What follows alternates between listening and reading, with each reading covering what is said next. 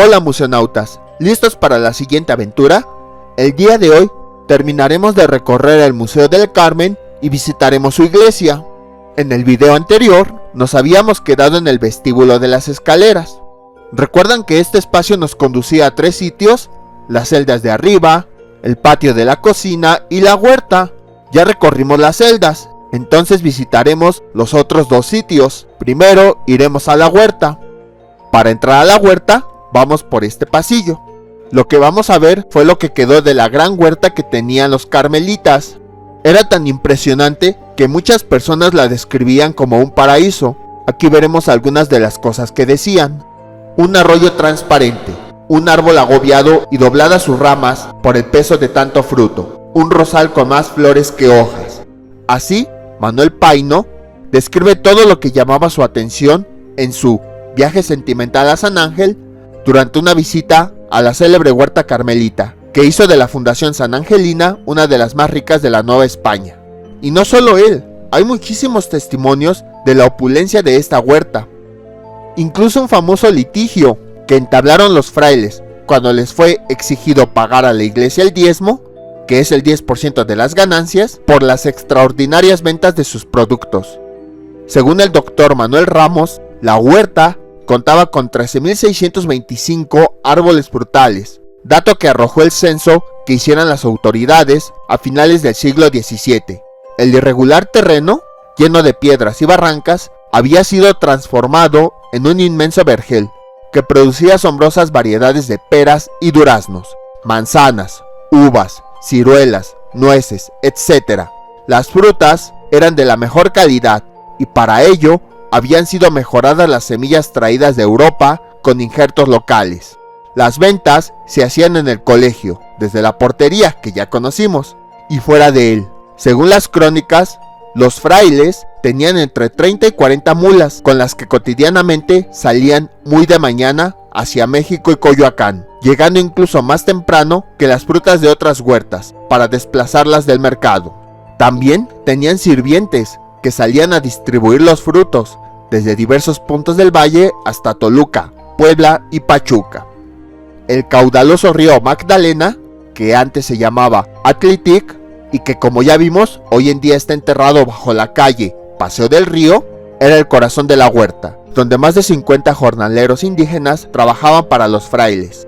Una compleja infraestructura satisfacía las necesidades tanto de la intensa producción como del espíritu. Había una gran hortaliza, un depósito de frutas o perería, 3 estanques, un acueducto y canales de irrigación que garantizaban la cosecha permanente. También había una ermita, un humilladero, 4 puentes que ya conocimos y un mirador. Por si no lo recuerdan, esos puentes que se mencionan son los que vimos en la avenida Paseo del Río, al principio de la parte anterior. ¿Ya ven por qué les enseñé todo eso primero? En apego a las constituciones, la huerta estaba rodeada en todo su perímetro por una barda hecha en mampostería de piedra volcánica del Pedregal. Ese tipo de piedra la vimos en el Museo de Cuicuilco. Aún se aprecian algunos vestigios dispersos en Chimalistac, que fueron los que conocimos. Su significado simbólico alude al atributo mariano del Hortus Conclusus, o sea, un huerto cerrado, es decir, la virginidad de María. La ermita estaba dedicada a la Virgen de Dolores, y de ahí proviene la tradición de la Virgen de Dolores que vimos al principio del video anterior. ¿Ya ven? Ya llegó un punto en el que todo se va conectando. Esa ermita fue demolida en el siglo XX por los dueños del predio donde quedó tras el fraccionamiento del terreno. Aquí los frailes pretendían imitar la vida de los viejos ermitaños del Monte Carmelo. El humilladero era tal vez la cárcel de San Juan Climaco, donde los frailes hacían penitencia. Esta aún permanece en pie, en pleno Chimalistac, y es popularmente conocida como Cámara de los Secretos. Vamos a recorrer esta pared que vemos aquí y después nos vamos a regresar a este mismo punto. La huerta era también un gran aula del colegio. En la entrada del río Magdalena se levantaba el famoso puente del Pulpito, a cuyos pies, a 6 metros de altura, el agua formaba una pequeña cascada. Su nombre se debe al pequeño estrado en donde los colegiales ponían a prueba su oratoria. Maestros y compañeros debían escuchar sus palabras por encima del ruido del agua, pájaros y viento. El púlpito desapareció al entubarse el río hacia 1962, pero la parte superior del puente aún se asoma sobre el nivel del suelo.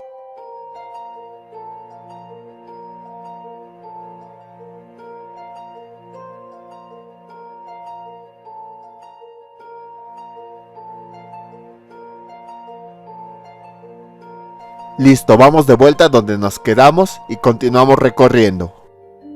Les voy a poner un pequeño mapa para que vean la extensión que tenía la huerta en su época de esplendor. Aquí está el convento. Aquí está la pequeña porción de huerto que estamos visitando. Y hasta acá están los puentes de Chimalistac que ya recorrimos. O sea, todas las demás áreas verdes correspondían a la huerta original. Uno de los recursos patrimoniales más relevantes que posee el museo es sin duda lo que queda de su antiguo huerto. Hoy solo se conserva una parte de 40 hectáreas. La parte occidental, que está hacia la plaza de San Jacinto, fue destinada para la edificación colegial, dejando la porción oriental hacia Chimalistac y la meridional hacia Tizapán, para huerta frutícola. Tuvo hasta 30,000 ejemplares de árboles frutales, destacando los perales, duraznos, olivos y manzanos. Tras otras compras de más tierras a otros vecinos, llegó a extenderse hasta el Pedregal y fue regado por acequias, arcaduces o apantles del río Magdalena. El terreno tepetatoso sobre el que estaba fue pacientemente transformado en uno fructífero por el ego Fray Juan del Espíritu Santo. Sus productos se enviaban a lomo de mula a la Ciudad de México, Coyoacán, al Real de Minas de Pachuca y Puebla o Toluca. Una pequeña porción se destinó a hortalizas para los frailes. También hubo un estanque para proveerse de peces y ranas, al cultivo de flores y plantas medicinales para el templo, el oratorio y la botica del colegio. Toda ella fue protegida por una barda de piedra de unos 5 metros de alto para guardar la clausura. Fray Andrés de San Miguel construyó 3 presas y hoy permanecen el puente de Pulpito, el del Camello y el de Otzopulco o de la Presa Grande, que son los que visitamos. A la larga fueron los perales de la huerta los que más fama y ganancias trajeron al convento. Para los carmelitas fue también un sitio de meditación, reflexión y base de su economía. La entrada de su famosa perería estaba en la esquina del callejón del monasterio. Estas escaleras es nuestra referencia, ya que vamos a regresar por aquí. En la plazuela del Carmen, que está ubicada en el barrio de San Ángel, era donde se vendían sus famosos productos. En algún otro video les mostraré esa plaza.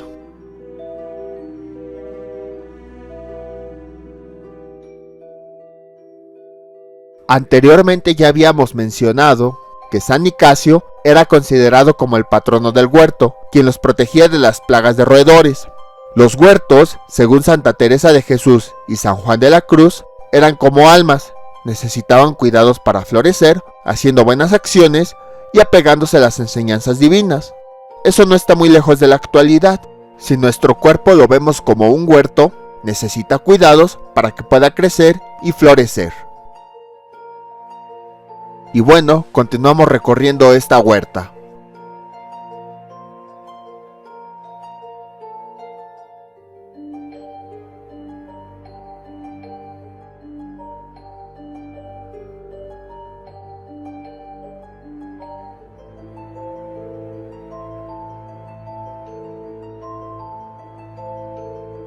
Hasta este punto llega. Vean, es muy pequeña a comparación de cómo era antes.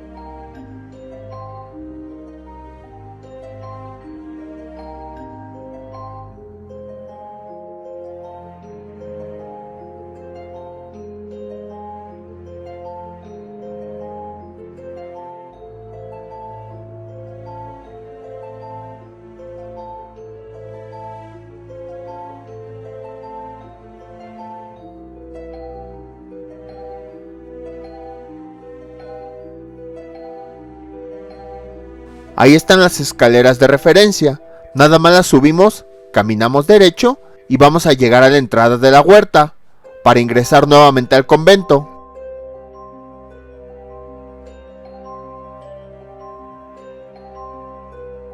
Regresamos al vestíbulo de las escaleras y del lado izquierdo entramos al siguiente espacio, el patio de la cocina.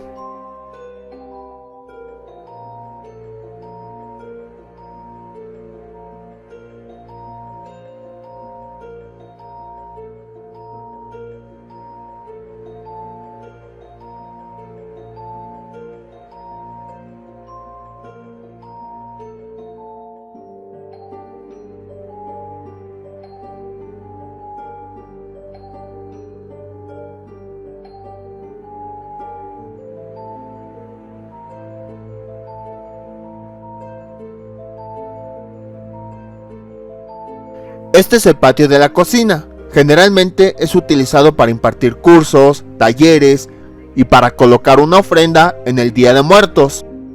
Ahorita les muestro la ofrenda que montaron aquí en 2024. Me gusta cuando a veces visito los museos y tengo la suerte de encontrar otros eventos culturales. En esa ocasión que lo visité, en ese auditorio, iba a haber un concierto. Ahorita que lleguemos, les voy a mostrar unas canciones que grabé. Las canciones fueron interpretaciones que realizaron diversos coros del programa coral universitario de la UNAM.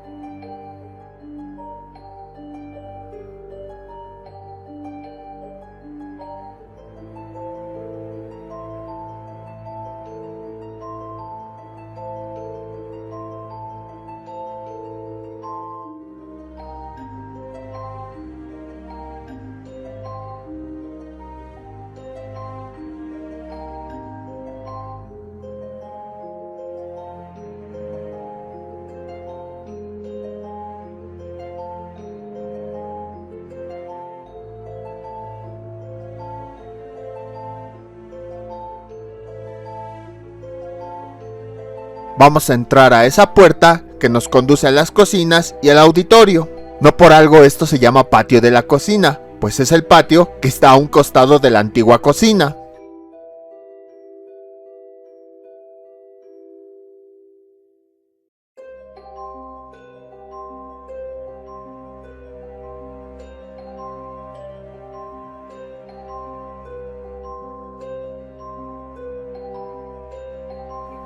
Una vez entrando, del lado izquierdo está la antigua cocina, así como el refectorio del siglo XVII. La verdad desconozco si esa cocina sigue abierta o si solo lo usen para exposiciones temporales. Pero el auditorio sí, ahorita entramos a él, está del lado derecho. En la antigüedad, el auditorio fungía como sala capitular de la orden, pero hoy se usa como foro para cursos, recitales, obras de teatro, conferencias, conciertos y muchos espectáculos más. Listo, ya llegamos, es en esa puerta, del lado izquierdo. Los dejo con las canciones.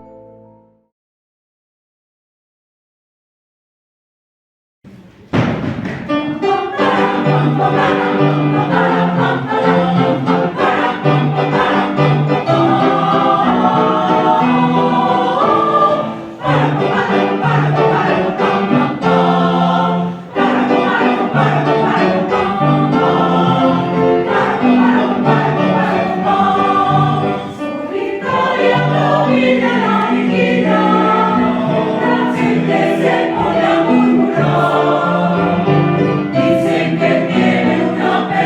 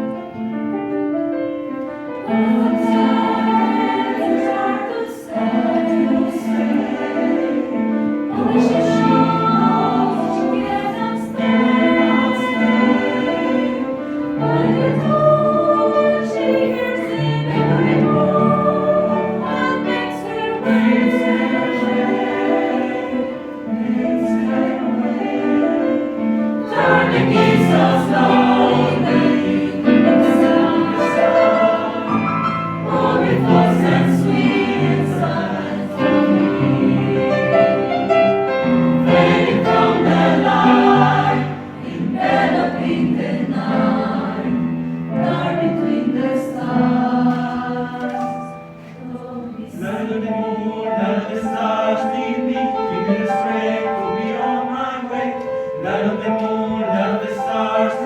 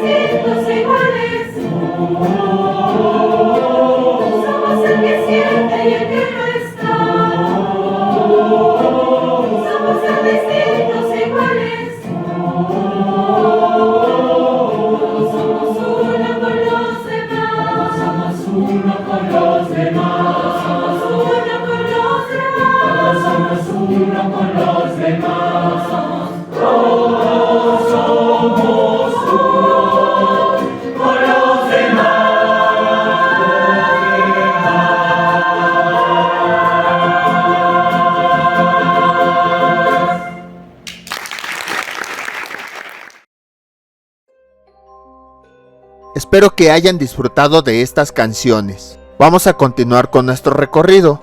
Al salir del auditorio, nos encontraremos con una puerta. Del lado izquierdo está un mirador y estaban las cocinas del siglo XVII, actualmente camerinos. Ese espacio está restringido al público.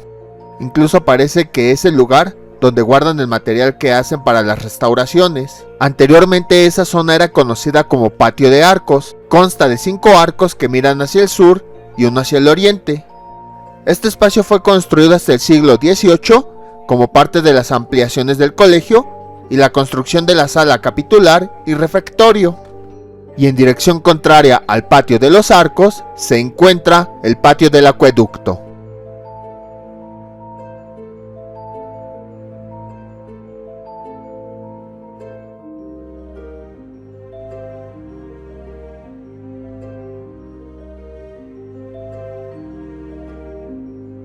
Este espacio se llama así por el acueducto de doble arcada del siglo XVII, es el que estamos viendo del lado izquierdo. Ahorita lo vemos con detalle. Este acueducto abastecía de agua todos los espacios que la requerían, como estanques, lavabos, cocina y el cuarto de las secretas o letrinas que ya visitamos anteriormente. El agua provenía de los manantiales de San Bartolomé Ameyalco.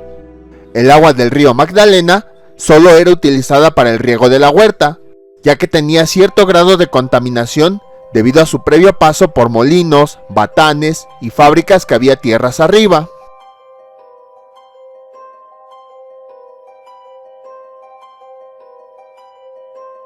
Ahí tenemos una mejor vista de ese acueducto. El edificio al que vamos a entrar a continuación se conoce como Casa del Acueducto. Es ese de color amarillo que se ve al fondo. Hoy en día en ese sitio se realizan exposiciones temporales. Pero ¿por qué está separado del resto del colegio? En 1615 los carmelitas colocaron la primera piedra de lo que sería el colegio de San Ángel. En la Navidad del siguiente año, el colegio empezó a funcionar con la mudanza del primer grupo de frailes, entre ellos Fray Andrés de San Miguel, que ya sabemos es el arquitecto que se encargó del diseño, así como de la construcción del edificio. Y como habíamos mencionado hace un momento, toda esta zona fue construida tiempo después, cuando el colegio se empezó a ampliar. En otras palabras, esta parte no estaba incluida en el diseño inicial, sino que fue construida tiempo después, ya en la época de las ampliaciones, cuando ya ni siquiera estaba Fray Andrés. Por esa razón, la Casa del Acueducto, que fue construida en 1636, está alejada del colegio principal. Se compone de 2 niveles. En la parte de abajo se resguardaban las semillas y las herramientas del huerto, también algunos molinos de aceitunas con las cuales preparaban aceite de oliva. Y en la parte de arriba estaba una enfermería con una capilla incluida. Y en la parte de arriba de la enfermería había un mirador, el cual seguro ofreció a los viejos frailes un paisaje más que reconfortante, ya que podían ver la huerta, la barranca del río Chico y la barda de piedra que rodeaba los terrenos del colegio. Mientras les sigo contando, vamos a subir a las enfermerías. En el mirador también se podía ver los campos de cultivo del molino Mirallores y finalmente las montañas de la Sierra del Ajusco. Hoy en día muchos de estos espacios están cerrados al público, solamente se abren algunas secciones parcialmente para exposiciones temporales. Este edificio no se conserva como era originalmente. Cuando el colegio fue fragmentado y que todas las partes fueron vendidas a diferentes personas, en una de esas porciones estaba esta casa, por lo que fue vendida a algunas personas que fueron modificando su diseño a lo largo del tiempo. La obra que estamos viendo aquí se llama La Sagrada Familia y es de Richard Clage Jr. Este fue un pintor estadounidense nacido en Francia, que estudió en Europa bajo la tutoría del paisajista Horace Vernet y el pintor Jean-Auguste Dominique Ingres en la Escuela de Bellas Artes de París. Cuando volvió a Luisiana, fue un miembro relevante de la Escuela del Bayou y pintó con sus contemporáneos William Bock y Marshall Smith. De esta producción, con un cuidado dibujo académico sobre un tema religioso, no tenemos más información de cómo llegó al museo. La pintura guarda reminiscencias en cuanto al colorido, la composición y la vestimenta y peinado de la obra de Luca Giordano en el Museo de El Prado, titulada La Sagrada Familia con San Juanito. Es probable que fuera una inspiración para Clage y así pudo realizar este cuadro.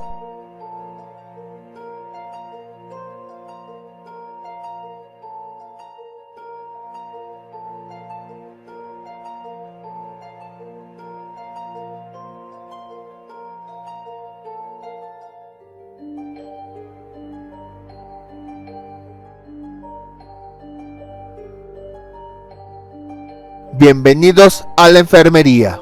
La capilla y algunas celdas no están abiertas al público. Este espacio hoy en día solo se usa para exposiciones temporales. Ese día estaba una exposición de recreación de escenarios con juguetes de Playmobil. Hace mucho tiempo estos juguetes casi nadie los quería, pero ahora son los juguetes más deseados por las personas. Incluso algunos ya son de colección.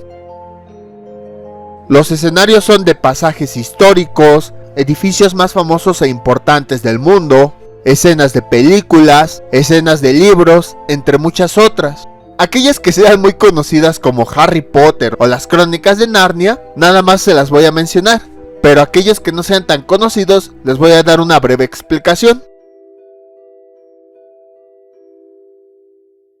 Estos escenarios estaban aquí porque al final de la exposición podían votar por su favorito. Al final ya no supe cuál fue el ganador.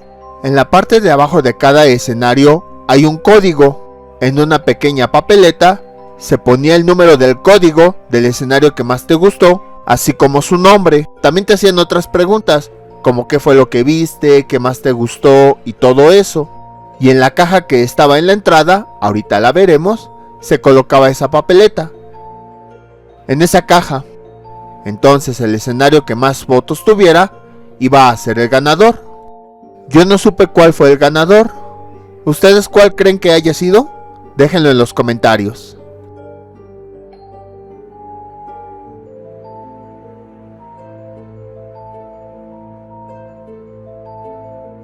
Este escenario es una representación del collar de los enanos, llamado Nauglamir. Es un elemento que aparece en una recopilación de obras de Tolkien llamado El Silmarillion. Describe la creación de Ea, nombre élfico del universo de Tolkien, y el nacimiento de las razas más importantes.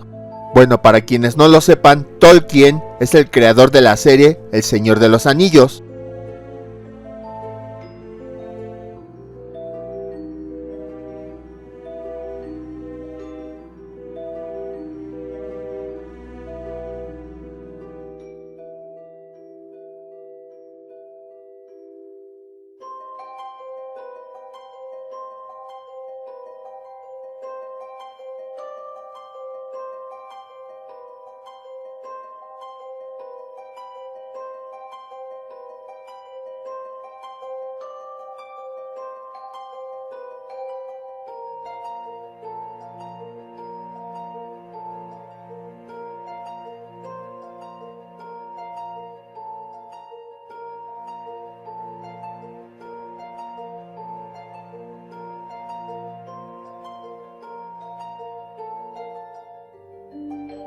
Creo que en el video no se aprecia bien, pero los escenarios estaban tan bien hechos que hasta el más mínimo detalle te sorprendía.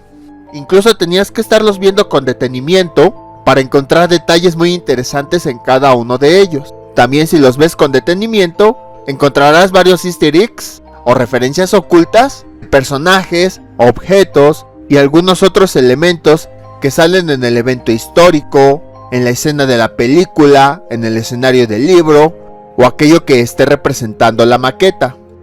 Por ejemplo, esta es una maqueta de la Ciudad de México y tiene escenas de la vida cotidiana de la ciudad. Por ejemplo, ahí vemos una estación del metro y más abajo en una camioneta azul vemos la típica frase de se compran colchones, refrigeradores, estufas, lavadoras. Creo que todos nos aprendimos de memoria esa frase ahora que la escuchamos mucho durante la pandemia. La siguiente maqueta es una representación de una obra titulada El Decamerón. Se trata de una recopilación de 100 cuentos escritos por Giovanni Boccaccio entre 1351 y 1353. Los temas principales de estos cuentos son amor, inteligencia humana y fortuna. Las historias van desde lo erótico hasta lo trágico.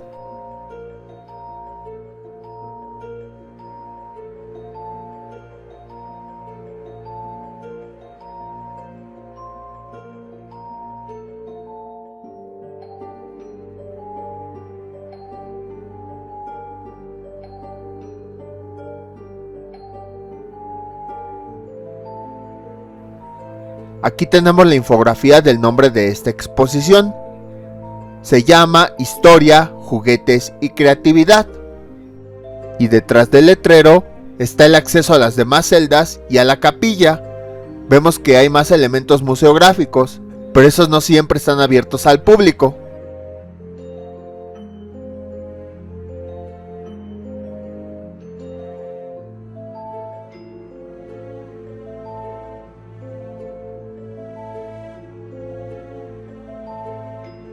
La siguiente maqueta también es de la Ciudad de México, entonces abran bien el ojo a ver si reconocen alguna escena clásica de la ciudad.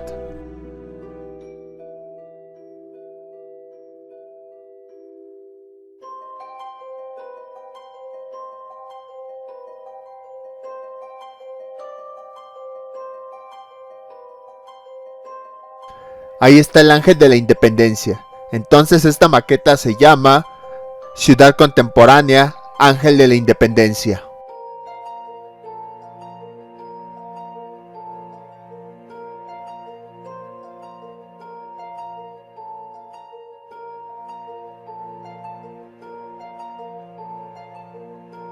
También hay algunas maquetas de algunos ecosistemas. Por ejemplo, esta representa un centro de conservación de vida silvestre.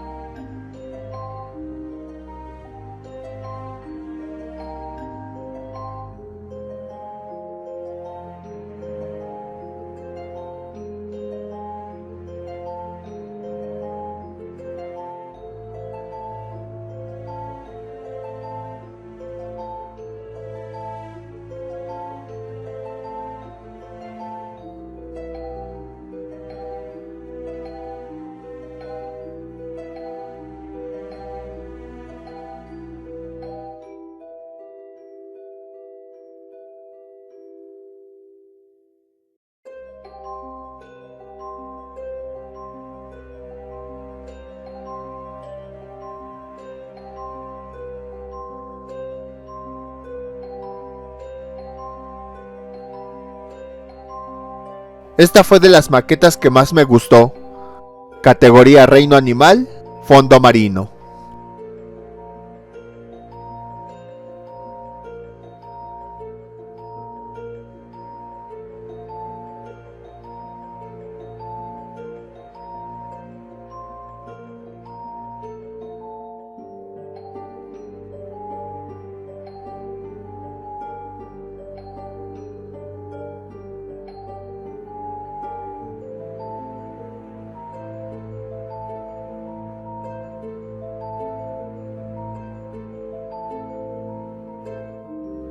Esta maqueta es del reino animal, selva tropical latinoamericana.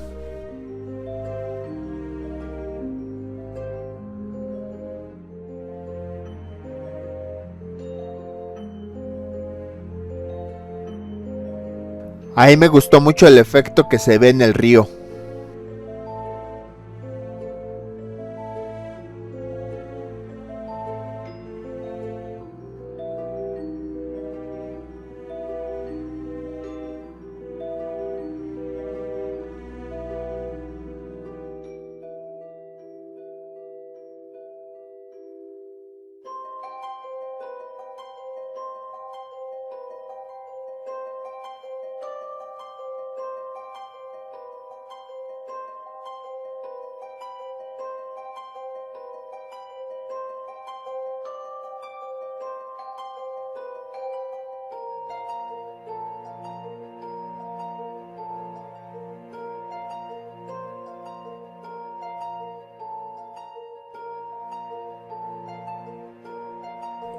Esta maqueta es otro ecosistema, reino animal, bosque templado.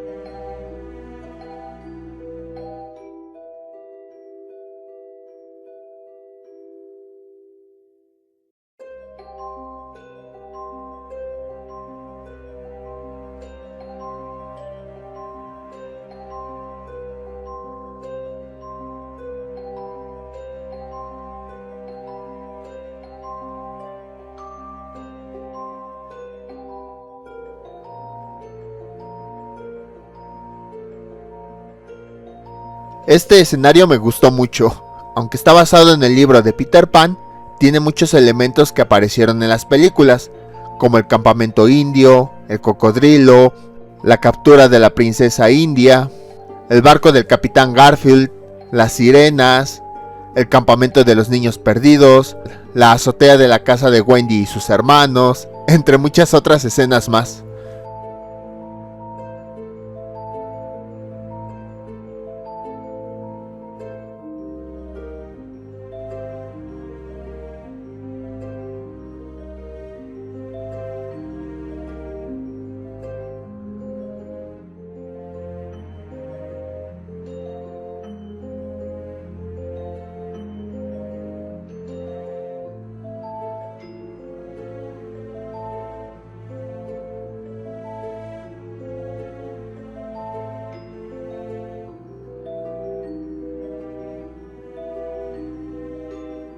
La siguiente maqueta hace referencia a un libro que habla del tema de Chernobyl. ¿Pero qué ocurrió? En 1986 hubo una explosión en la central nuclear de Chernobyl que propagó una nube radioactiva en gran parte de lo que fue la Unión Soviética y que ahora son los territorios de Belarus, Ucrania y parte de Rusia. A todas las personas que vivían alrededor e incluso a kilómetros de distancia, las tuvieron que desalojar, ya que la radiación era tan grande que podía ocasionar la muerte de las personas en minutos. Hoy en día, esa zona sigue con radiación y se cree que estará limpia hasta dentro de 10.000 años. Hasta que pase ese tiempo, los humanos otra vez podrán pisar esas tierras.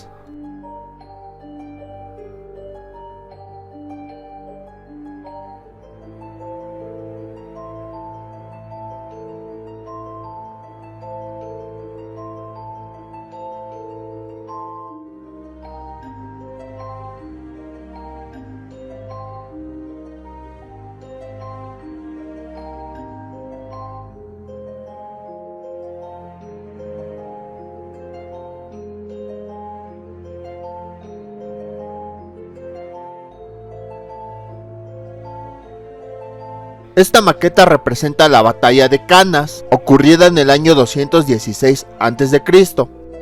El general y rey de Cartago, Aníbal Barca, tenía 26 años y se enfrentó al ejército romano, dejando registro de la primera gran estrategia militar de la historia.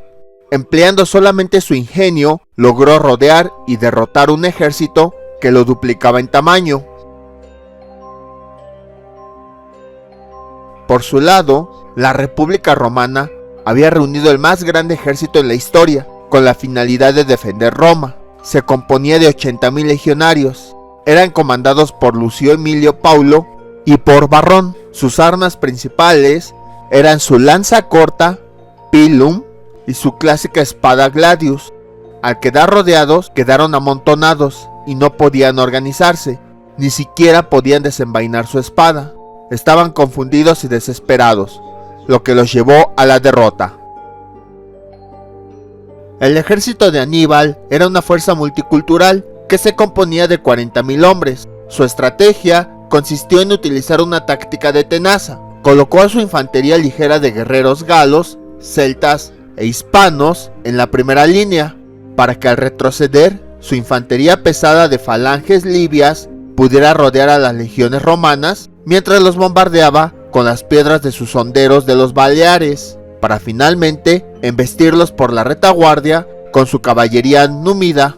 De esta manera, el gran número de soldados romanos quedó encerrado, paralizando totalmente su ventaja numérica.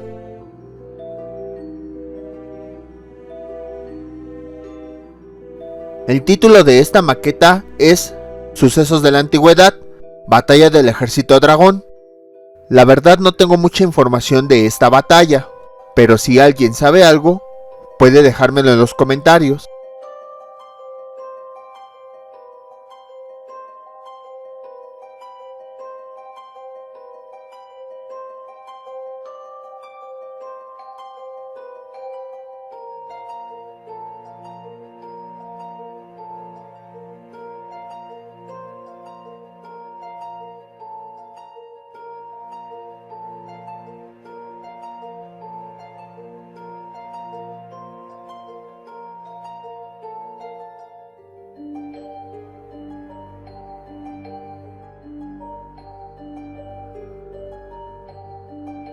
La siguiente maqueta representa la batalla de Port Royal. Fue una de las primeras operaciones anfibias de la Guerra Civil de Estados Unidos. Esta consistió en que una flota de la Armada de los Estados Unidos y una fuerza expedicionaria del Ejército de los Estados Unidos capturaron el estrecho de Port Royal. Ocurrió el 7 de noviembre de 1861. Este estrecho estaba protegido por dos fuertes en lados opuestos de la entrada, Fort Walker al sur y Fort Beauregard al norte. De esta maqueta me gustó mucho el diseño de las casitas.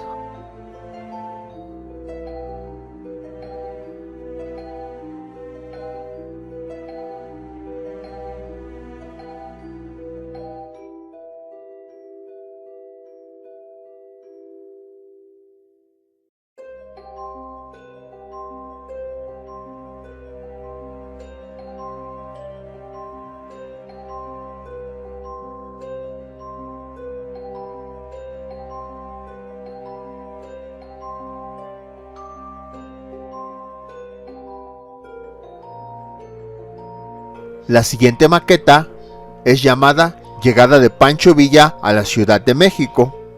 Aquí seguro van a reconocer muchos elementos de la Revolución Mexicana.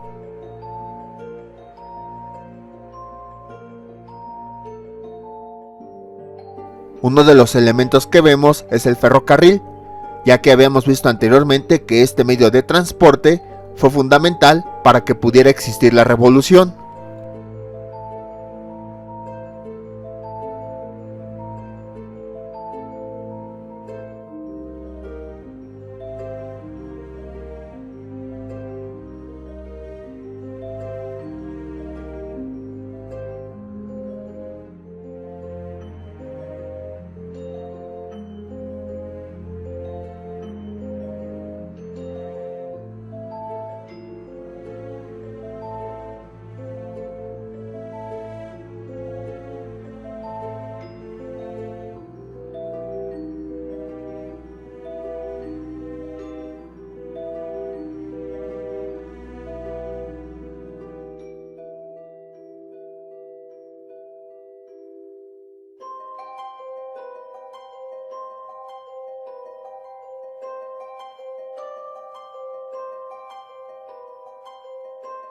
La siguiente maqueta la van a reconocer de inmediato. Se trata de la representación de una película clásica de los 80, Volver al Futuro. Seguro cada uno de los elementos que vean los van a reconocer, como esta parte donde Marty sale volando después de prender los amplificadores de la casa del Doc, o esta fotografía que gracias al holograma se puede observar cómo desaparecen sus hermanos justo como en la película.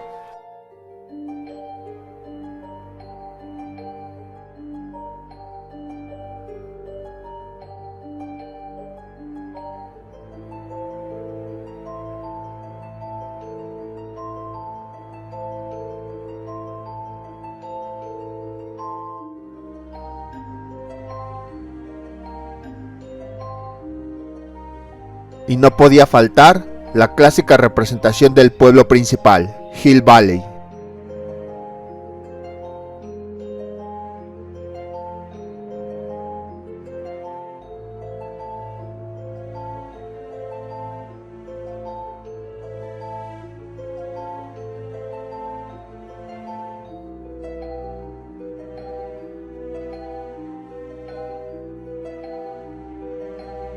También en este periódico, al igual que en la película, gracias al holograma, se puede ver el mismo cambio de la noticia, justo como en la película, que ocurre después de que Marty cambia el futuro de su hijo.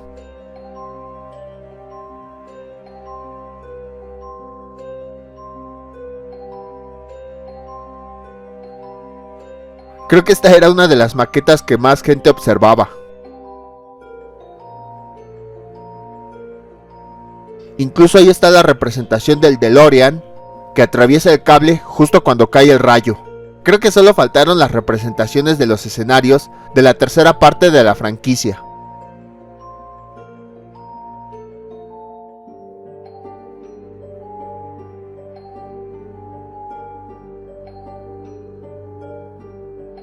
Ahora vamos a ver maquetas que representan ciudades antiguas.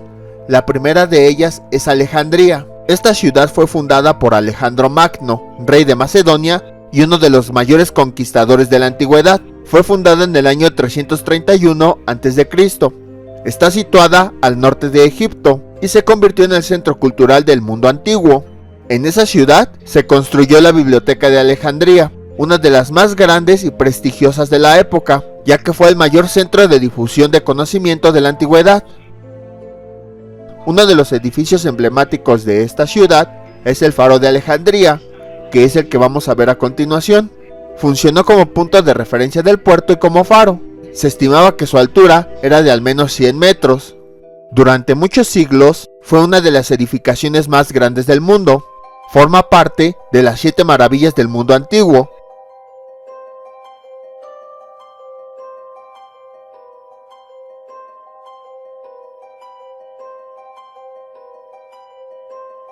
La siguiente maqueta es la representación de una ciudad antigua, el Londres victoriano. Es una etapa de la historia del Reino Unido que abarcó casi todo el siglo XIX. Empezó aproximadamente entre 1820 y terminó en 1914. Fue llamada victoriana porque coincidió con el reinado de Victoria I, desde 1837 a 1901. Está vinculada con el desarrollo de la Revolución Industrial y la expansión del Imperio Británico. Se caracterizó por el crecimiento económico del Reino Unido y las transformaciones sociales producidas por la industrialización.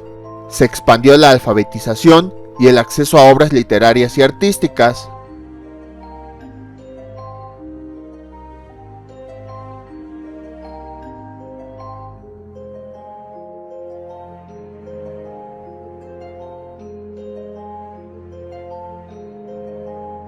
Y en esta exposición no podía faltar una gran ciudad de la antigüedad, Tenochtitlán. Fue una de las ciudades principales del Imperio Mexica, fundada el 13 de agosto de 1325 y conquistada por los españoles el 19 de agosto de 1521. Las cartas de relación son unas cartas que Hernán Cortés le envió al rey de España, en donde describía lo asombroso que le parecía la ciudad. Gracias a estos documentos, los historiadores pudieron reconstruirla. En esta maqueta vemos algunos elementos clásicos de la cultura prehispánica, como el chacmol,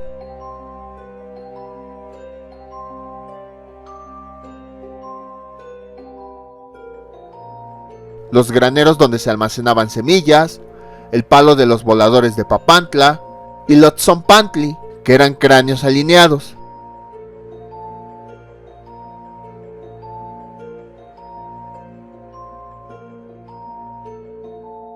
Y en esta parte vemos una representación del mercado de Tlatelolco, uno de los mercados más grandes de la época prehispánica, en donde diversas culturas se reunían para realizar trueque, es decir, intercambio de productos.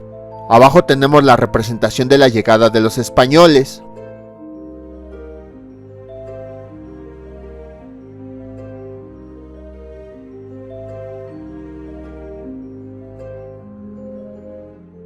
Y de este lado vemos los canales de agua que atravesaban toda la ciudad, así como representaciones de chinampas y las balsas que usaban para transportarse. Todo esto lo describió Cortés en sus cartas de relación. La siguiente ciudad de la antigüedad es una representación del viejo oeste. Esto ocurrió en Estados Unidos. Ahí se ve un campamento indio. Ahorita se los explico.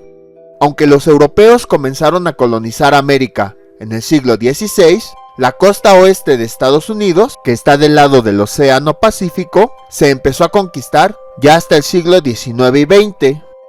Esto se debió porque cuando los colonizadores ingleses en el siglo XVI llegaron a América, se establecieron en la costa este. Siglos después, el presidente Thomas Jefferson compró Luisiana en 1803. Entonces, muchos habitantes del este empezaron a migrar al oeste y empezaron a desplazar a las culturas ancestrales que ahí vivían. Incluso empezaron a oprimirlas. Son los famosos indios que aparecen en muchas películas y caricaturas.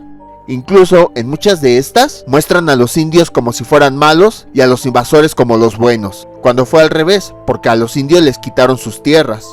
En esta ciudad también se presentó una etapa de la historia conocida como Fiebre de Oro, ya que se produjeron descubrimientos espectaculares de muchos yacimientos de oro, por lo que muchas personas empezaron a ir detrás de todas las minas. Estos escenarios me gustaron muchísimo porque en un pequeño espacio se pudo contar en cada uno de ellos eventos importantes de la historia de la humanidad. Es una forma que los niños pueden aprender la historia que muchas veces consideran aburrida. En las siguientes vitrinas veremos a personas y personajes importantes que salieron en libros, en películas, en series e incluso en la historia de la humanidad.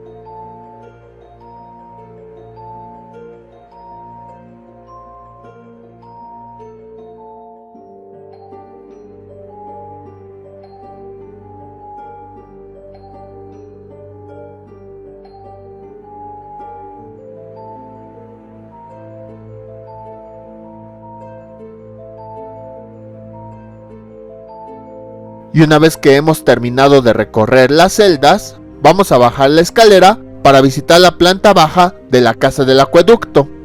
Igual, estas salas de igual manera solamente se abren para exposiciones temporales. Ese día estaba la exposición San Ángel, Paseo Dominical. Habla un poco de la historia del barrio de San Ángel, así como algunas obras de la Escuela de Pintura al Aire Libre en San Ángel. Ahorita les explico todo esto. Entramos primero por esta celda. Esta es la sala que vamos a visitar. Solamente les voy a mostrar fotografías porque en ese entonces ya se me estaba acabando la pila del celular. Entonces solo pude tomar fotografías. No se preocupen, de todos modos voy a ir explicando la sala. Al entrar a la sala, vemos unas pequeñas notitas que dicen Paseo San Angelino y nos empiezan a describir, casi como una meditación. Imagina que pasarás un domingo en familia por San Ángel. ¿Qué atuendo usarías? ¿Cuáles serán los alimentos de tu canasta? ¿Quiénes te acompañarán? Y se pide realizar un dibujo. Como les había comentado, hubo muchas personas que quedaban impresionados de la vista de San Ángel y plasmaron en varios de sus escritos muchas de sus opiniones. Por ejemplo, en Viaje Sentimental a San Ángel, Manuel Paino Cruzado dijo: mansión humilde pacífica, propia para un hombre que, retirado del mundo en un santo asilo, había visto deslizarse muchos años de su vida en oración y las contemplaciones de la belleza de la creación. Aquí está la explicación de esta exposición. Mientras les doy la explicación, también les voy a ir mostrando algunos lugares de San Ángel, para que conozcan bien este barrio del que tanto hemos hablado. Hace un momento mencionamos la Escuela de Pintura al Aire Libre. ¿Pero qué es esto? Fue un grupo que estuvo en San Ángel, activo entre 1926 y 1932, y tuvo como sede el edificio del antiguo convento carmelita.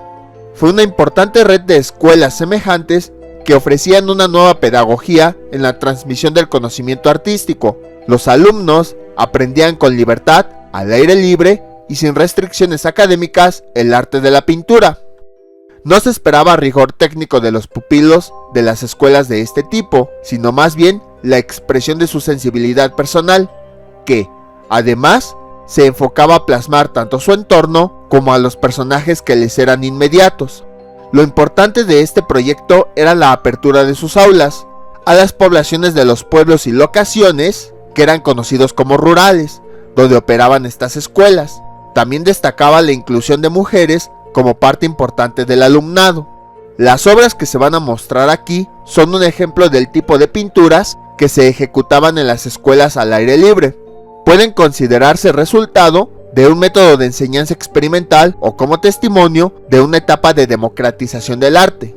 Sin embargo, cabe señalar que su realización obedeció al interés de autores que no buscaban la profesionalización o la problemática del arte pictórico, sino la expresión de su sensibilidad. ¿Quién fue Gonzalo Argüelles Bringas? Fue un artista formado en la Academia de San Carlos bajo la dirección de Félix Parra y José María Velasco. Estudió entre 1903 y 1906 en París. A su regreso a México, fue conocido por el dominio de su técnica favorita, la acuarela.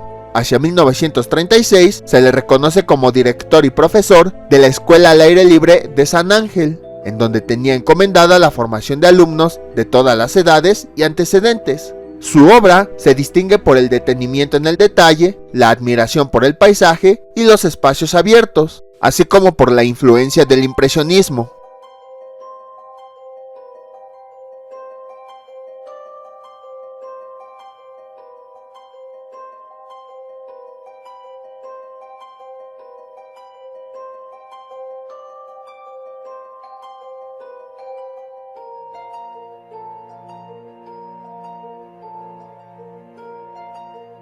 En 1841, el gobierno otorgó una concesión para construir un ferrocarril que, partiendo de la Ciudad de México, llegaría hasta Chalco. Esta noticia disparó la especulación inmobiliaria, pues facilitaría la comunicación con pueblos aledaños, tales como Tacubaya, Mixcoac, San Ángel, Coyoacán, San Agustín de las Cuevas y otros. En esa época recuerden que todavía estaban aislados. Además, en esta década, llegaron las primeras máquinas de vapor que transformaron los obrajes y batanes en fábricas. El caso de La Hormiga en Tizapán retratada por Velasco o Castro, es el mejor ejemplo. Estos hechos empezaron a diluir el aspecto rural de San Ángel. La primera lotificación de la huerta carmelita ocurrió en 1857. El vecino rancho de Jalpa, al lado norte de la actual avenida de La Paz, aprovechó la ocasión e hizo lo propio. En los 35 lotes resultantes se comenzaron a edificar nuevas casonas de campo, como la famosa Casa de la Dinamita. Tales propiedades pertenecían a personajes notables como el presidente Ignacio Comonfort. El decreto que éste concedió para la exención de alcabalas a la feria anual en julio tenía como propósito incentivar la economía local y aumentar la plusvalía de las fincas. ¿Y cómo fue que pasó de un pueblo aislado a sitio de paseo? La modernización de los medios de comunicación y los centros de producción favoreció la modificación del territorio. San Ángel empezó a dejar atrás las características bucólicas que tanto alabaron Manuel Paino, Guillermo Prieto, Francés Erskine Inglis o José Zorrilla. Ahora era posible trabajar en la ciudad y regresar al pueblo a pernoctar. El ferrocarril acortaba las distancias. Con todo, San Ángel seguía siendo predilecto de los paseantes. Las excursiones a lo largo del río Magdalena, al Pedregal de San Ángel, al Cabrío en Tizapán, a San Bartolomé Ameyalco o al Desierto de los Leones, a pie o a lomo de cabalguras, llevaban a muchos visitantes cada semana.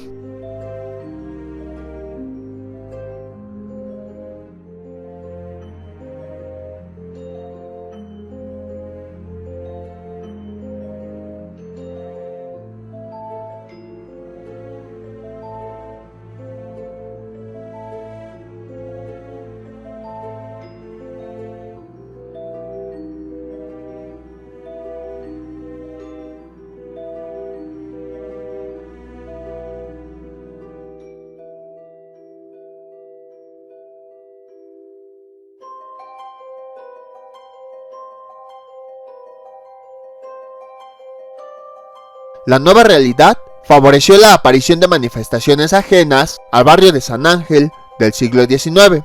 Colonias como Campestre Tlacopac, San Angelín, Guadalupeín, de la Huerta del Carmen, que hoy es llamado barrio de Chimalistac, o restaurantes campestres como el Tívoli de los Pinitos o La Bombilla. Este último ya habíamos visto que fue donde mataron a Álvaro Obregón. Calzadas como Insurgentes, Miscoac o llamada Revolución, Altavista, antes Camino al Desierto, desdibujaron los paisajes de antaño. El cambio era inevitable, pero San Ángel sobrevive hoy y sigue siendo uno de los destinos favoritos de los capitalinos. El ferrocarril de vapor arribó a San Ángel en 1866. Maximiliano y Carlota lo inauguraron en julio de ese año y fue la única ocasión que visitaron el pueblo. Años después, la Compañía del Ferrocarril de Circunvalación del Valle de México, que era de Agustín Cerdán, contrató al ingeniero Miguel Ángel de Quevedo para renovar la línea a San Ángel, inaugurada en 1890. Su propósito de llegar hasta la Magdalena quedó corto, pues solo alcanzó Tizapán. A partir de 1901, los tranvías eléctricos abarrotaron el transporte. El campo estaba al alcance de las multitudes.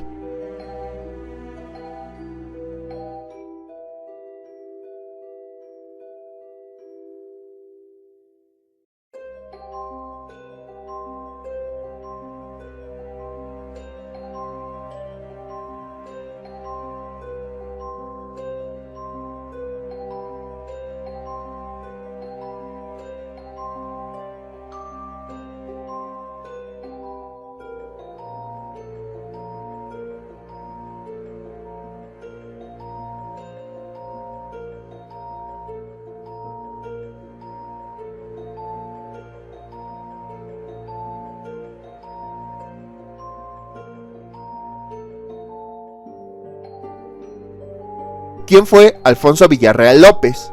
Originario del Estado de México, plasmó en su obra una importante cantidad de entrañables imágenes del exconvento de San Ángel. En tanto artista, fue alumno y producto del proyecto de las escuelas al aire libre. Se documenta como pupilo de Alfredo Ramos Martínez y Gonzalo Argüelles Bringas, el primero en la EPAL de Churubusco hacia 1924 y el segundo en San Ángel por 1926. Su obra se distingue por la conservación contemplativa de los espacios naturales y arquitectónicos, en los que busca crear atmósferas a través de los efectos de la luz sobre los objetos. Con todas las obras que hemos visto hasta el momento en esta exposición, podemos destacar que, gracias a todos esos trabajos que se realizaron en la Escuela de Pintura al Aire Libre, sin darse cuenta, pudieron documentar cómo se veía el convento en esa época. Sus pinturas quedaron como un registro histórico de cómo lucía antes el convento, así como otros lugares. Hemos mencionado mucho esto del impresionismo, pero ¿qué es? Es un estilo pictórico que se caracteriza por su persistente experimentación con la iluminación. El manejo de la luz se considera como un factor crucial para alcanzar belleza y balance en la pintura. Entonces, a grandes rasgos, quiere plasmar la luz. Alfredo Ramos Martínez fue un artista de origen regiomontano, formado en la Academia de Bellas Artes de México. Complementó sus estudios en París, donde perfeccionó su técnica favorita, el pastel. Fungió como director de su alma mater y en 1911 fundó la primera clase de pintura al aire libre, esto en Santa Anita, Iztapalapa. 9 años después, vuelve a dirigir la Escuela de Bellas Artes, para acto seguido expandir la apertura de nuevas escuelas de pintura al aire libre con un espíritu de renovación en la plástica nacional. En la labor de dichas escuelas se reconoce la influencia de las corrientes artísticas derivadas del impresionismo, que Ramos Martínez conoció de cerca durante su larga estancia en Europa. Uno de los métodos aplicados en la Escuela de Pintura al Aire Libre desde 1923 fue el propuesto por el artista Adolphe Besse Maugart. Según su propuesta, el dibujo se convierte en un elemento expresivo, basado en la utilización de 7 líneas básicas para componer cualquier temática: línea recta, círculo, curva, zigzag, espiral y línea diagonal. Asimismo, su método podía entenderse como intuitivo y propio para el aprendizaje artístico desde la infancia. La exposición continúa en la siguiente sala de la Casa del Acueducto. No me acuerdo si lo comenté, pero detrás de las escaleras que subimos hace un momento está uno de los tantos espacios que están cerrados al público. Bueno, vamos a la siguiente parte de la exposición. Es en esas puertas. La revolución estuvo muy apegada a San Ángel, por esa razón vamos a ver información de lo que ocurrió en esa época, así como algunas vestimentas que usaron en aquel entonces los habitantes. La Revolución Mexicana también tocó de cerca a San Ángel. Los distintos ejércitos ocuparon sus inmuebles históricos como el Museo de El Carmen e incluso fábricas como la de papel de Loreto y Peña Pobre. A Loreto ya fuimos, más adelante iremos a Peña Pobre.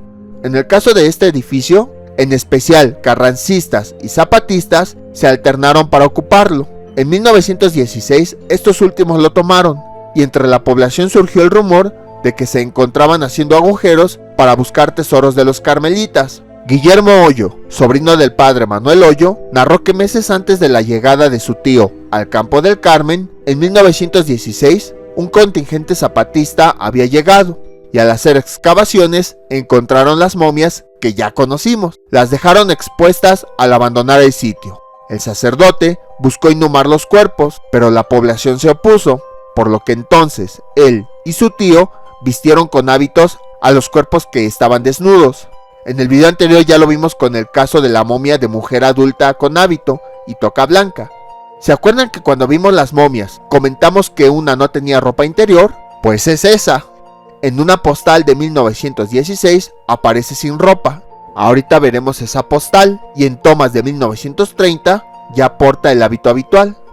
Desde la exclaustración hasta la revolución, afirma Jaime Abundis, se permitieron a ciertas personas, hombres o mujeres, ser enterrados en la cripta, considerada tierra sagrada. Por ello, los cuerpos podían provenir de la misma.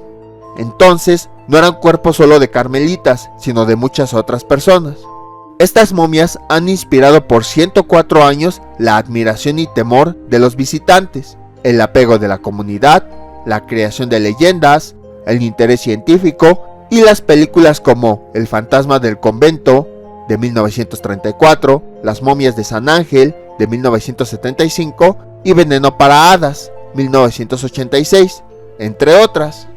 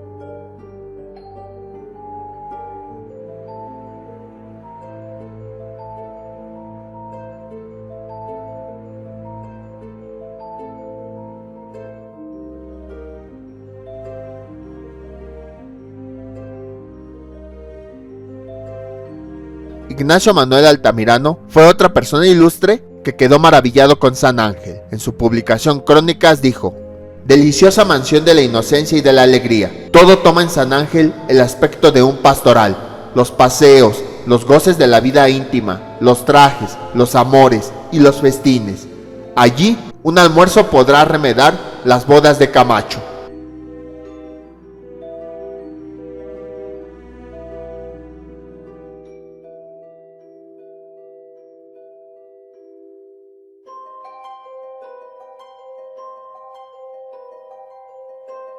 Este objeto es un abanico. Fue un accesorio imprescindible para las mujeres desde el siglo XVIII.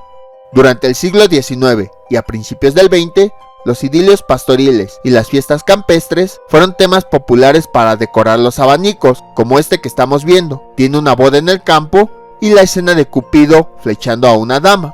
Era común que se vendiese la obra en una estampa, realizada en la litografía por un primer pintor, y que un segundo artista la decorara a mano, como el caso de este, que incluso tiene en el reverso un número que parece referirse a un catálogo.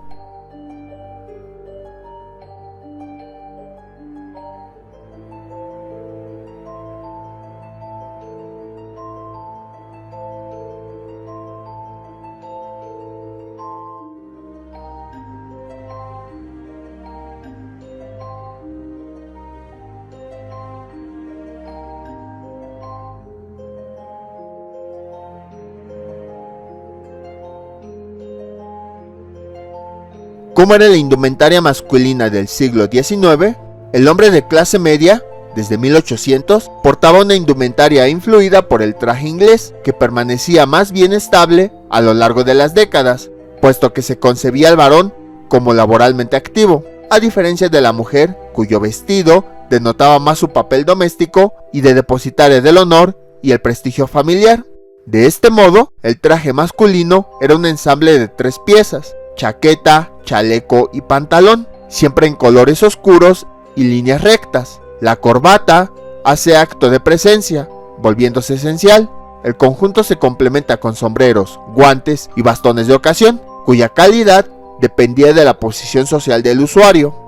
Bueno, y si se preguntan por qué esta información está en objetos musicales, yo también me lo pregunto. Así estaba ese día en el museo.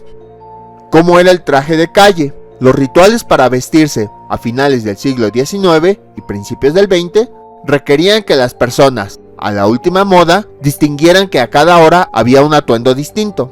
Por la mañana, los trajes de las mujeres eran claros y cubrían el escote y la totalidad de los brazos. Los hombres podían utilizar tonos claros y también oscuros. Para la tarde-noche, ellas podían mostrar brazos y escote, solo en sitios de prestigio, donde estuviesen protegidas por sus familias. Ellos usaban negro riguroso, y para pasear al aire libre no podían faltar las sombrillas, que podían utilizarse como bastón, así como los sombreros.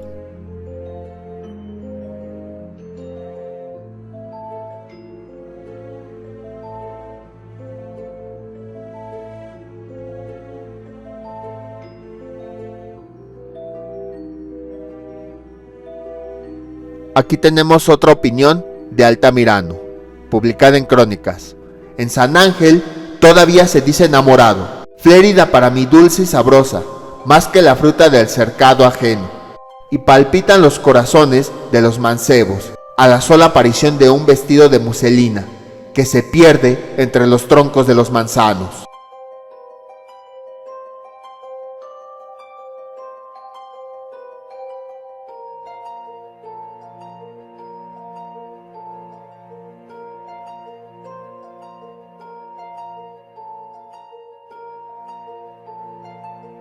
Aquí tenemos otra opinión de Manuel Paino. En medio de la nieve de las cumbres de la tierra, en las inmensas llanuras del desierto, debajo de los árboles tostados por el hielo, en las arenosas orillas del mar, en todas partes, he recordado esos aromas, ese ruido misterioso, esas nubes de grana, ese paisaje, en fin, espléndido, magnífico, encantador, que presenta la cascada de San Ángel, vista a la última luz del crepúsculo. En el siglo XIX, la noción sobre los efectos benéficos de la sal marina o el agua fresca de los ríos transformaron los hábitos de las personas, y el desarrollo de ropa para mojarse o nadar se impusieron en el gusto social. El traje que estamos viendo aquí para caminar o nadar pudo haber sido utilizado en la cercanía de cuerpos fluviales, y sin duda perteneció a una mujer muy elegante que adquirió el traje en el almacén Au Bon Marché, uno de los primeros, más elegantes del mundo y que incluso sigue abierto en su sede de París, Francia. Hoy la empresa tiene el nombre de Le Bon Marché. También pudo haberse usado en sesiones de baño que se daban en las casonas, donde las personas disfrutaban del agua tibia en soledad. Jaime Abundis, en La Huella Carmelita en San Ángel, dijo lo siguiente: el 7 de junio de 1866, Maximiliano y Carlota presidieron la inauguración del ferrocarril hacia San Ángel. Tras el solemne acto, la emperatriz pudo gozar de los favores del clima y el medio ambiente del entorno. Carlota se dirigió a la hacienda de San José de Altillo, donde fue objeto de una recepción por la familia Guayo, que incluyó un baño en el Placer de la casa para luego retornar a Chapultepec.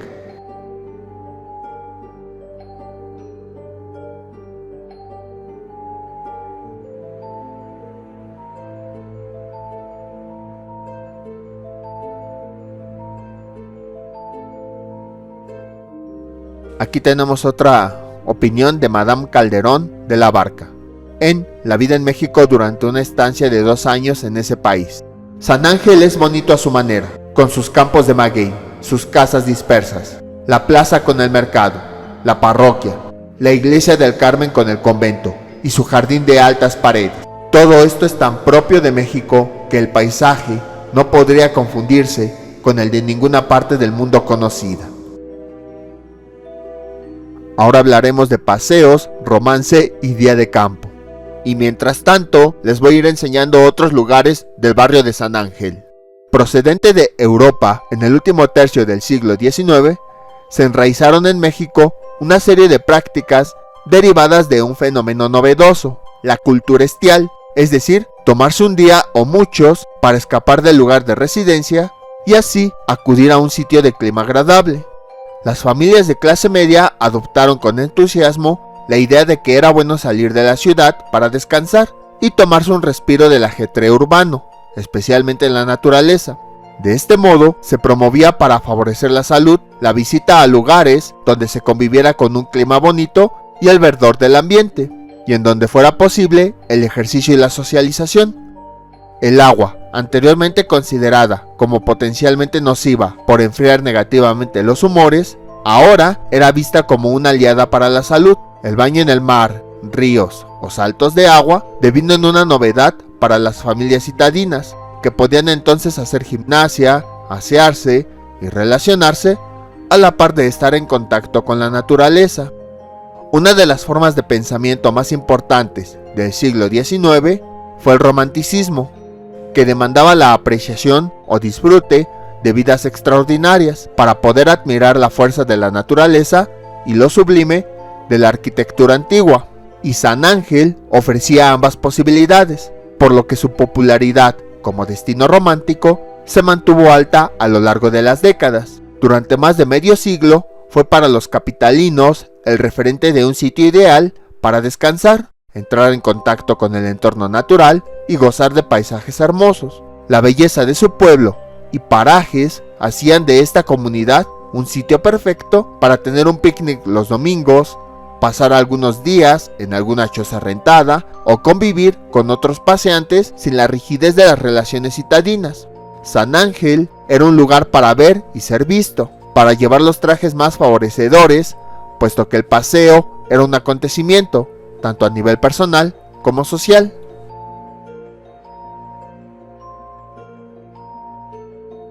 Las mujeres decimonónicas se acostumbraron a tener guardarropas que obedecían a la actividad social. Había vestido para interiores, para paseos, lutos o fiestas y temporadas. Al mismo tiempo, la moda occidental femenina en el último tercio del siglo XIX se basaba en la esbeltez de la figura, lograda en parte por el uso de corsés, que ayudaban a dotar a la mujer de una cintura muy pequeña. El vestido, sin embargo, tenía gran volumen debido a los cortes que utilizaban diferentes armazones con el fin de favorecer el uso de rellenos o polizones. El uso se complementaba con sombreros, sombrillas, abanicos y tocados que variaban de acuerdo con la ocasión.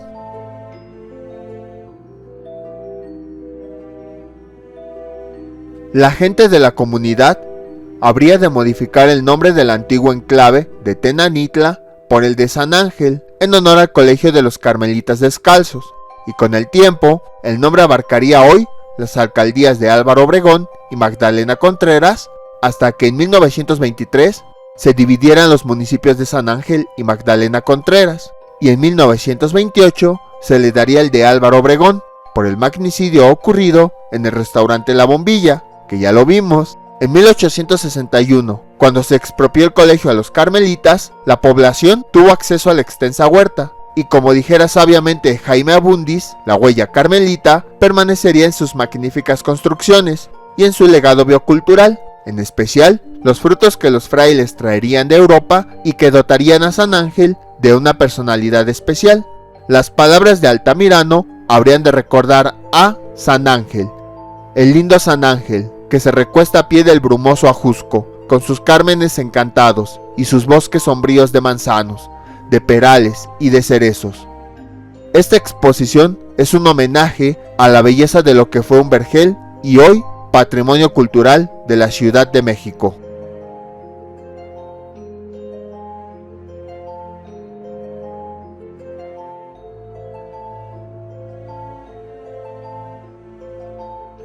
Las calles de un San Ángel rural.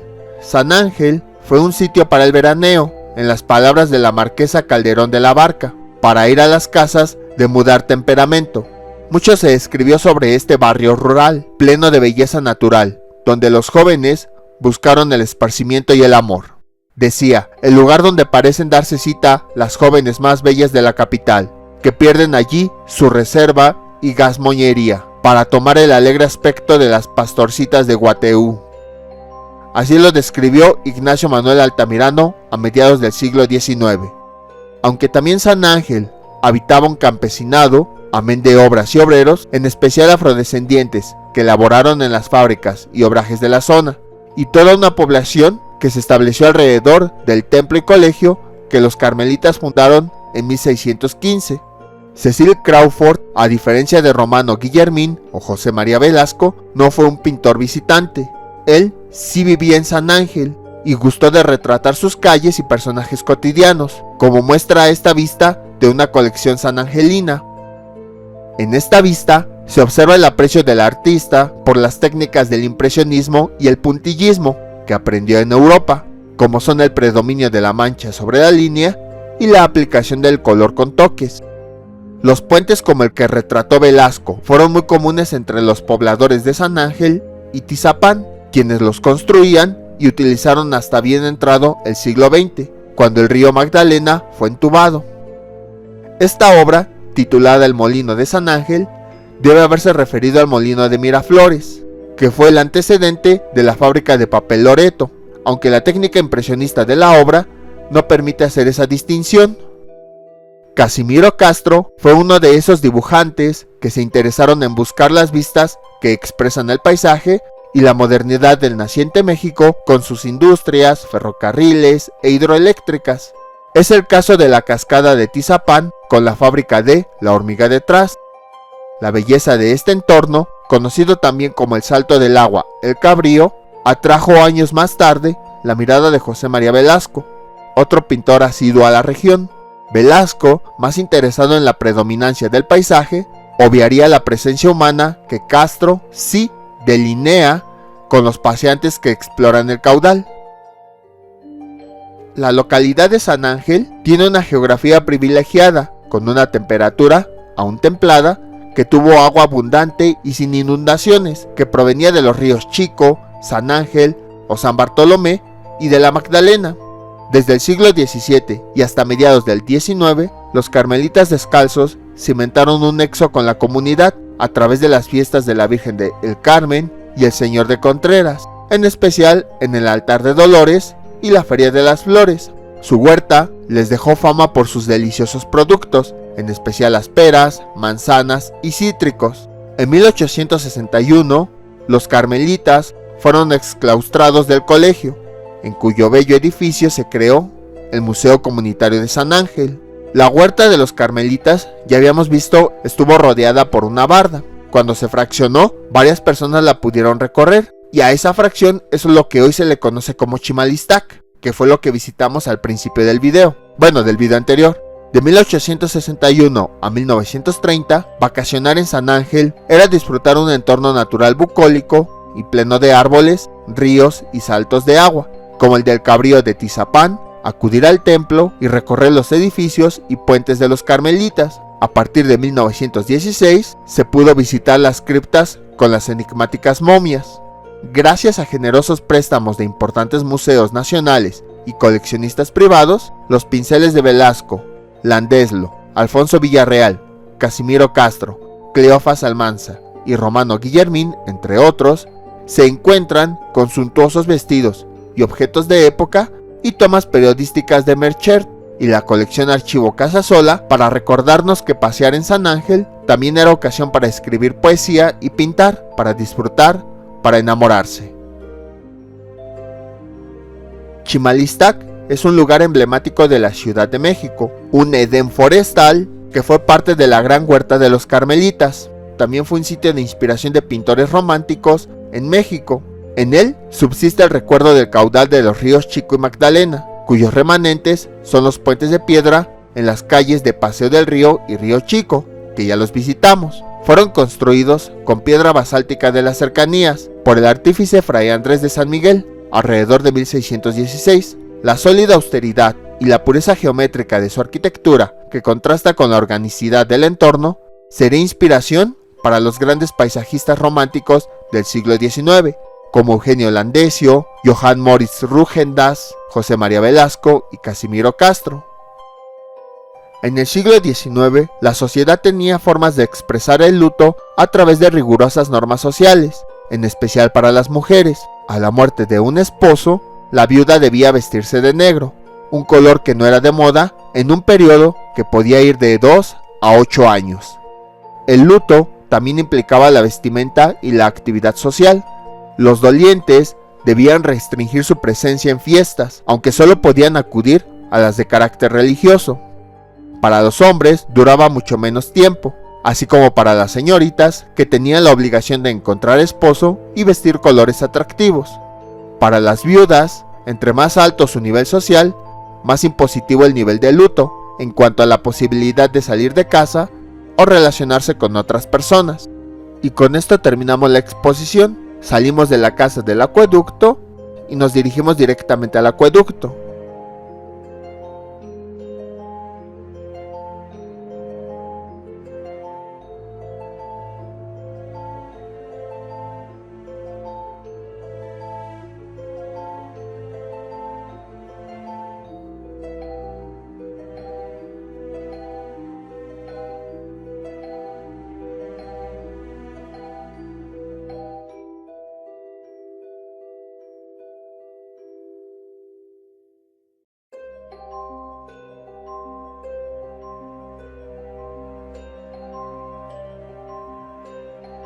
Y con esto terminamos el recorrido del museo, porque en ese arco que se ve ya es la salida del recinto.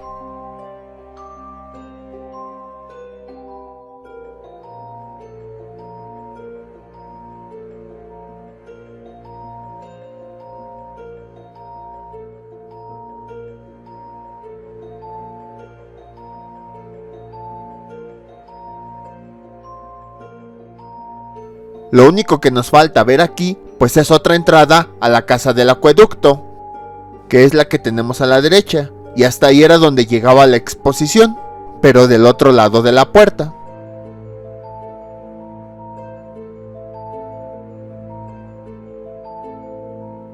Y salimos del museo para conocer la iglesia del Carmen, que está a un costado. Aquí está la entrada de la iglesia del Carmen. Al fondo vemos las cúpulas que estuvimos viendo varias veces en el museo.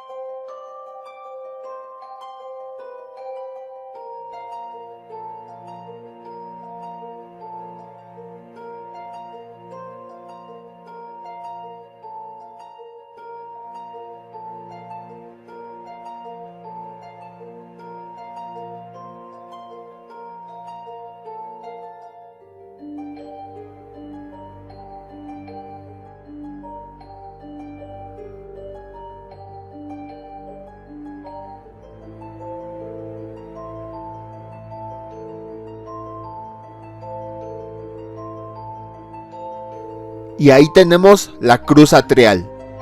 Fue erigida en la huerta en el siglo XVII y trasladada a este sitio el día 8 de septiembre de 1909.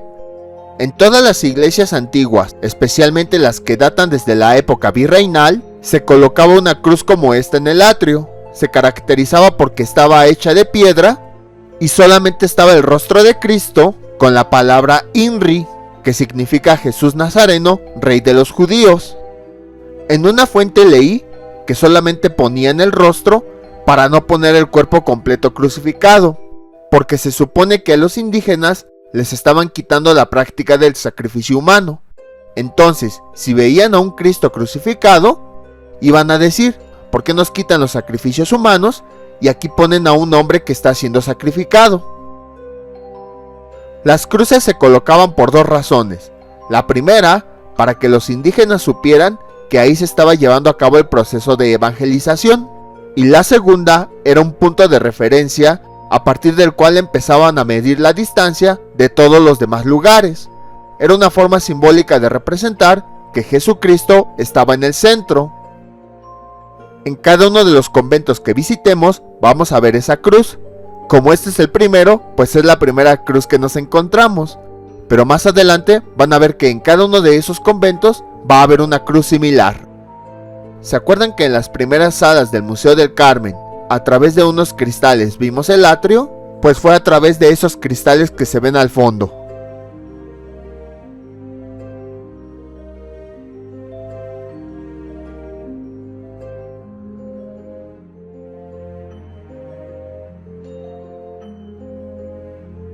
En el interior de esta iglesia también vamos a ver óleos que datan desde la época del convento.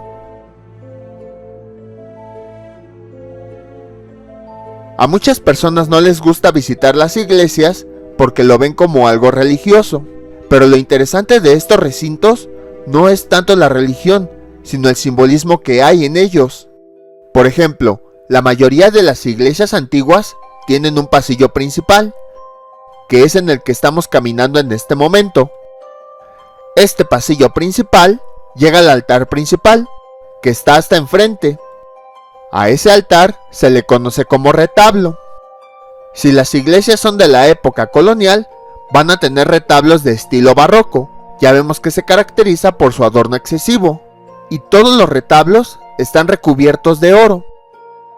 Hoy en día algunos de ellos ya no están recubiertos de oro, sino que fueron pintados de pintura dorada para que también den esa impresión. En el centro del retablo está una imagen principal de la figura religiosa a quien le dedicaron el templo, y alrededor de esa imagen se encuentran imágenes de otras figuras religiosas. Pueden observar que poco antes de llegar al atrio, en ambos lados hay dos pasillos que son más pequeños. Entonces vean, tenemos el camino principal, después dos pasillos a cada uno de los lados, y luego el camino principal continúa hacia adelante. ¿Esto qué forma tiene? Pues es la forma de una cruz. Muchas iglesias antiguas también van a tener esta forma. La construyen así para que todo el templo, visto desde arriba, represente una cruz. Primero vamos a recorrer el pasillo de la derecha y luego el de la izquierda.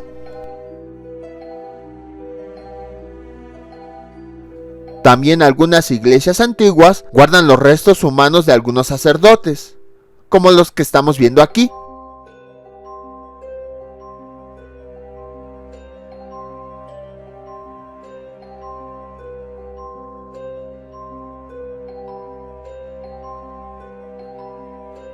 Después de esta breve explicación, los voy a dejar para que sigan admirando este templo.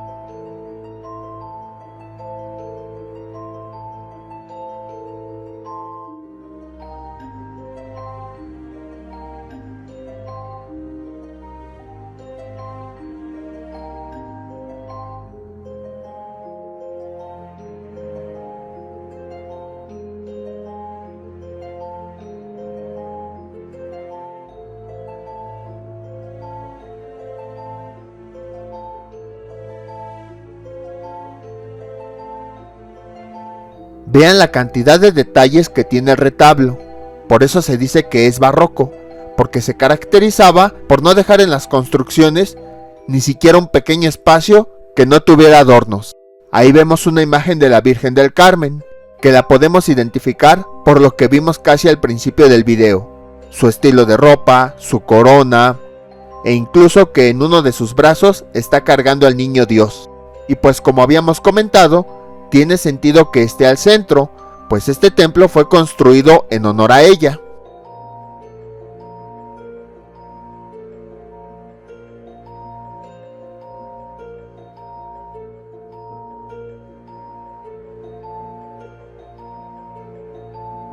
Ahora vamos a recorrer el pasillo de la izquierda y a ver el retablo que está ahí.